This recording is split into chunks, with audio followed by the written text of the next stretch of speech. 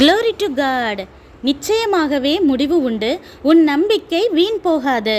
ரொம்ப நாளாவே ஏதோ சில ஆசீர்வாதங்களுக்காக காத்துட்டே இருக்கீங்களா?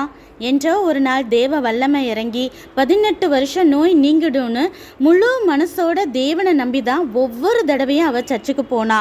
ஆனால் தேவனே தன் பக்கத்தில் வான்னு கூப்பிட ஒரு பக்கம் எல்லார் கண்களும் தன்னையே ஆச்சரியமாக பார்க்க இவரோட ட்ரெஸ்ஸு ஓரத்தை தொட்டா கூட தனக்கு குணமாகிடுமேனு உற்சாகமாக நம்பி பக்கத்தில் போனவளை ஆண்டவர் இயேசு தொடுவார், ஆபிரகாமின் குமாரத்தியேன்னு சொல்லுவாருன்னு அவ எதிர்பார்க்கவே இல்லை.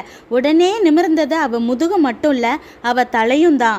கம்பீரமாய் தேவனை புகழ்ந்தாள். இந்த பெண்ணை போல நீங்களும் கடன், வியாதி, ஆசீர்வாத தடைன்னு ஏதோ காரணங்களால கொஞ்சமும் நிமிர முடியாதபடி வருஷ கணக்கா கூனி குறுகி போயிருக்கலாம். ஆனா தேவன் மேல நம்பிக்கையை மட்டும் விட்டுறாதீங்க. உங்க எல்லா பிரச்சனைகளுக்கும் முடிவு உண்டுன்னு தொடர்ந்து தேவனுக்காக காத்துட்டுருங்க. அந்த டைம்ல தான் தேவன் உங்களை உருவாக்கி முடிவுல மகிமையா உயர்த்தி ஆசீர்வதிப்பார்னு நம்பி காத்துட்டு இருப்போமா? வாழ்த்துக்கள். நன்றி.